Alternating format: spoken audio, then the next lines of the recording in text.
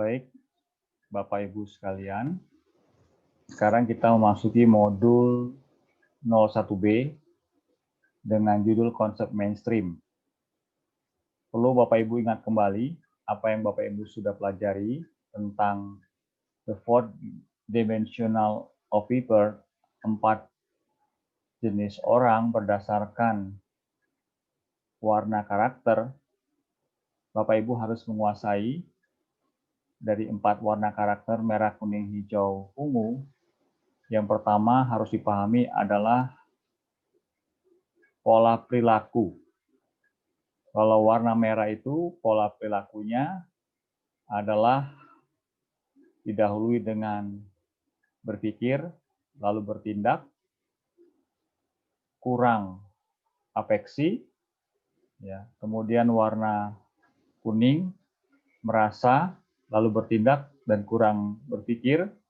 Kemudian warna hijau merasa, berpikir, tapi kurang bertindak. Dan terakhir warna ungu itu pola perilakunya adalah berpikir, merasa, dan kurang bertindak.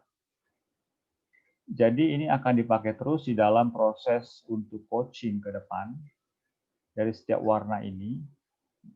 Dan oleh karena itu, Bapak Ibu wajib menghafalkannya.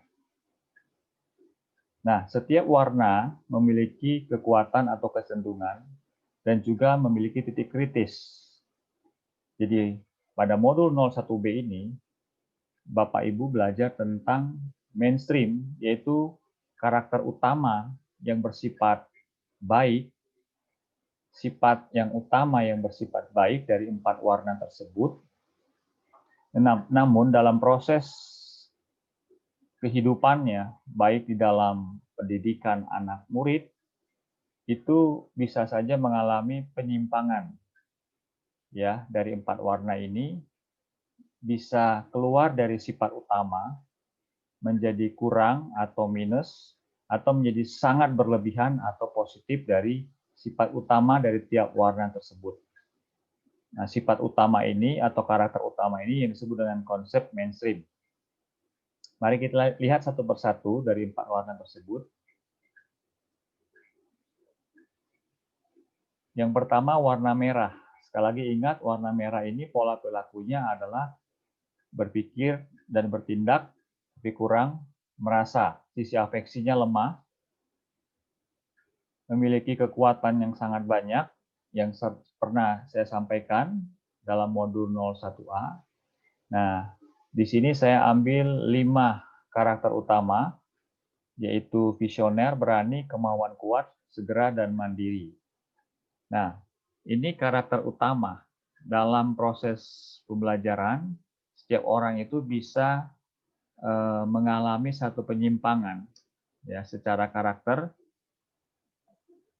Kalau kita lihat contoh, visioner itu bersifat berpikir jauh ke depan, punya visi.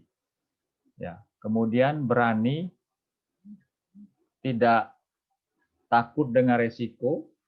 Ya, kemudian berkemauan kuat. Ketika seorang yang berwarna merah punya keinginan, dia berkata bahwa harus terjadi sesuatu dengan apa yang dia mau. Kemudian segera, tidak ada kata menunda, dan mandiri. Cenderung orang merah ini bekerja sendiri, melakukan segala sesuatu dengan sendirian. Nah, kita lihat bagaimana jika seorang kurang visioner, maka dia akan menjadi seorang yang menghayal. Ya, dia tidak memiliki kemampuan melangkah.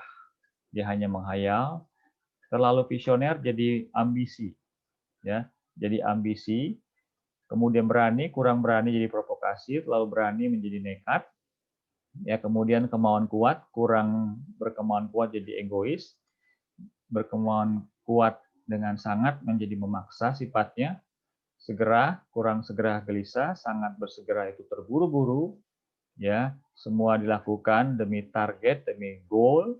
Kemudian mandiri, ya, kurang mandiri jadi egois, ya, selfish, kemudian menjadi terlalu mandiri juga jadi individualis. Nah, kalau ini terjadi, kebanyakan orang berwarna merah itu sulit bekerja sama dengan tim secara berkesinambungan, ya. Bahkan kalau dia punya tim kerja, jikalau melihat tim kerjanya sebagai bawahannya, atau mungkin dalam kelas ya ada pemimpin dalam grup kelas, murid yang berwarna merah cenderung dia akan mengambil tugas-tugas temannya jikalau teman-temannya tidak bisa mengerjakan dengan baik, dan dia akan kerjakan dengan sendirian, ya. Dan ini akan menimbulkan satu desintegrasi dalam membangun tim atau kelompok kerja atau kelompok belajar, ya. Demikian juga kalau di luar dunia sekolah, di rumah, di masyarakat akan bisa terjadi hal yang sama. Nah, kita lihat ini beberapa tokoh yang memiliki warna merah, ya. Hillary Clinton, ini seorang mantan istri Presiden Amerika. Lalu di sini ada aktor Arnold Schwarzenegger dan ini seorang aktris.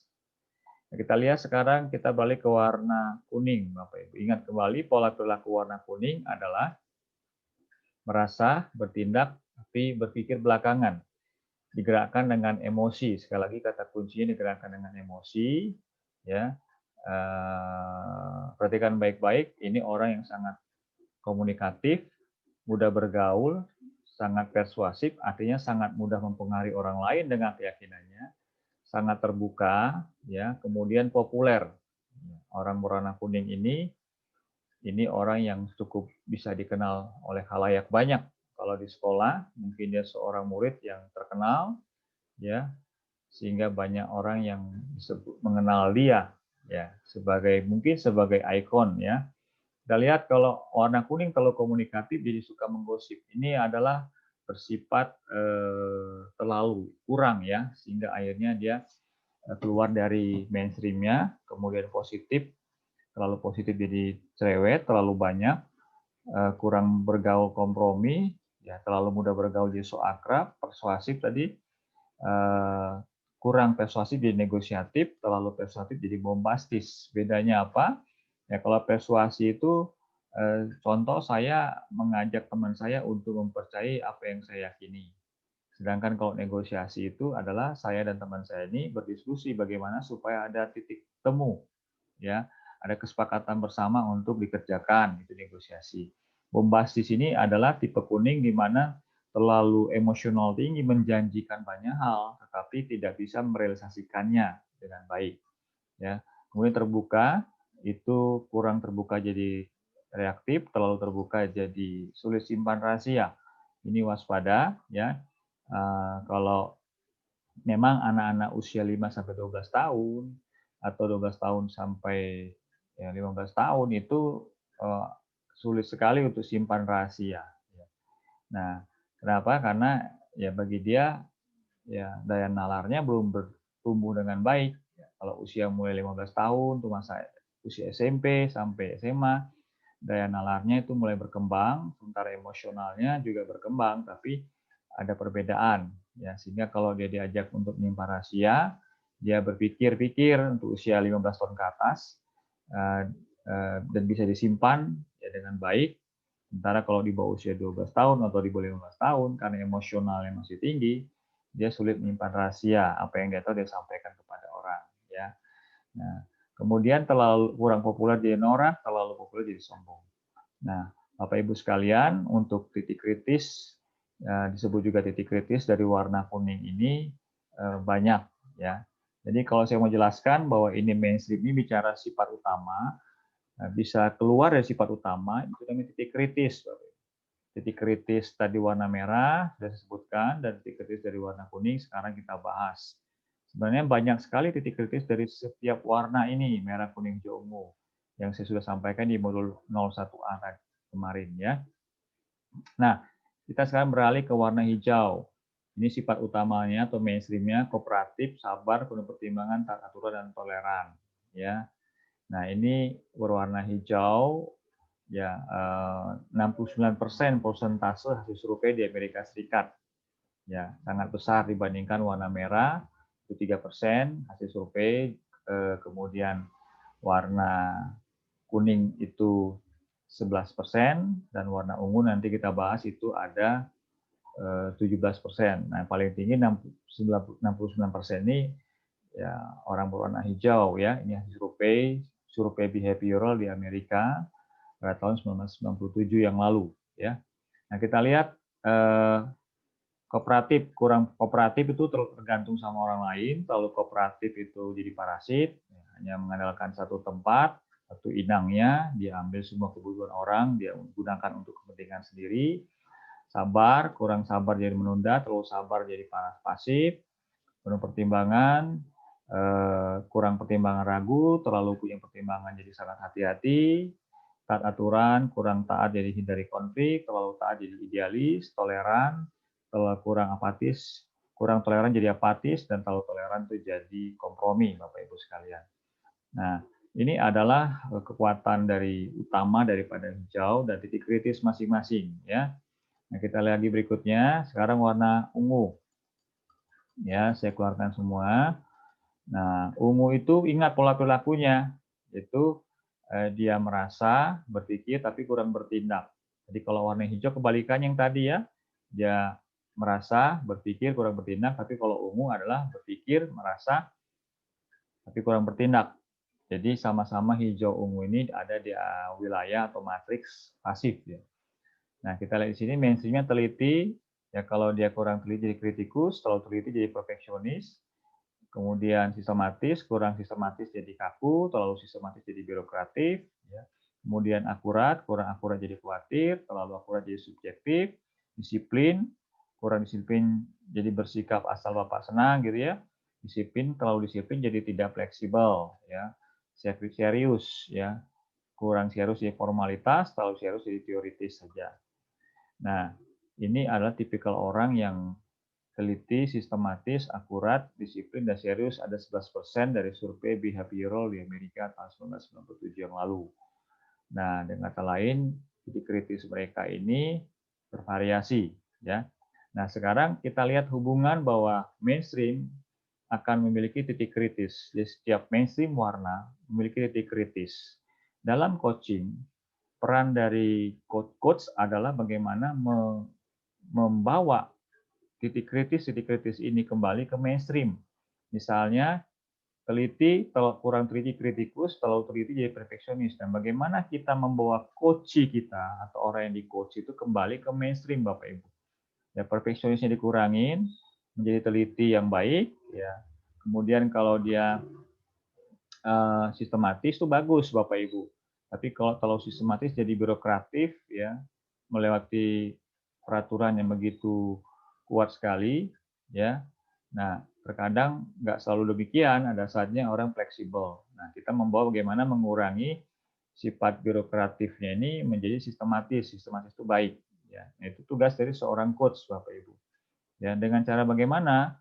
Ya, kita sebagai coach sekali lagi ingat bahwa coach itu adalah kompetensi manajemen, ya, manajemen kompetens. Jadi kalau kita belajar jadi seorang coach, kita memanage kemampuan, ya, kemampuan atau kompetensi dari murid. Ya, kemampuan ini ada atau kompetensi ini ada hard skill itu kemampuan teknis dan ada soft skill itu karakter atau yang bersifat interrelationship. Nah, kalau ini lebih kepada soft skill, Bapak Ibu. Itu tugas seorang coach.